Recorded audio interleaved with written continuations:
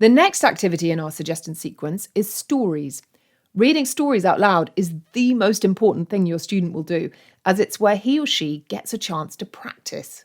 You should ideally spend 15 to 20 minutes of your session each week reading stories, but each child will be different, and some may not be able to concentrate on reading for that long earlier in the year.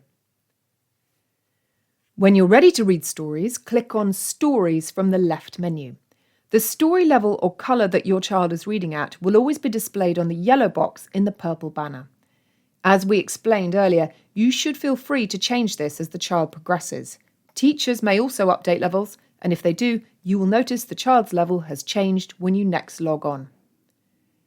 The stories that you select will be visible in rows on both your screen and on the student's screen.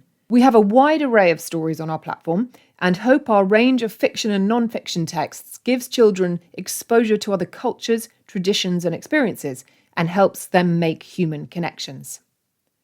Have fun with your pupil choosing which story they want to read and guessing what they might be about. The student can tell you which book he or she would like to read by giving you the number next to the book title or describing the picture. Giving children choice about what they read is a first and very important step in helping them develop a love of reading.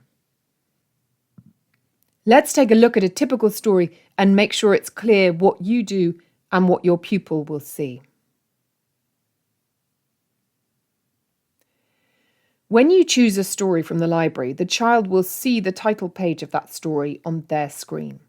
Often the names of the author and illustrator are also displayed here. These can be complicated words, so you may wish to read these to your pupil. Please note that this title page may also contain a challenge word. This is a word that the child will not know how to decode or sound out at their reading level. Please read this word out to your pupil and discuss its meaning with them. Now it's time to move into the story. While you can advance the stories forward using the arrow keys, your pupil will not have that option and can only see the page number. You might decide to look through or walk through the whole book with your pupil before reading it.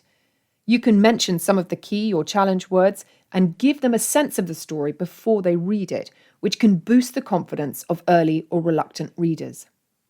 Do remember to use the pictures in each story too. When you start to read each page, you can help your pupil prepare to read by asking them to look at the picture and describe what they think the story is about or what might happen next. You may also want to take turns reading with your pupil if they often struggle. You could alternate reading each page. This is a good way of taking the pressure off and modelling fluent, expressive reading. As you read, you may want your student to focus on a particular word. You can do this in two ways.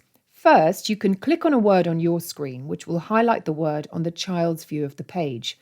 Or you can show that word to your student by typing it in the message box. For example, if your student is struggling with the word sing, you can type the word or its individual letters in the message student box and send that word to your student. Remind them to sound it out using their phonics, but don't hesitate to give them the word if they seem stuck. When you send the word to your pupil in this way, it will appear for them as if spoken by a small owl in the top left of the screen. Asking them what the owl is saying is a good way to check they can see the word you've sent.